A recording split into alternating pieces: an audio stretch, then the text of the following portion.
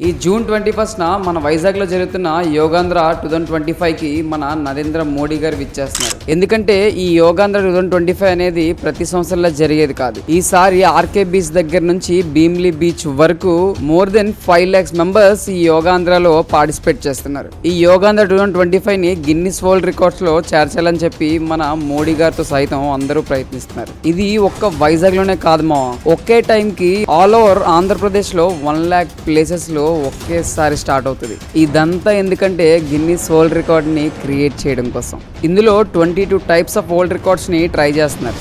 ఎందుకంటే Guinness world records లో ఇండియాని టాప్ లో పెట్టడానికి.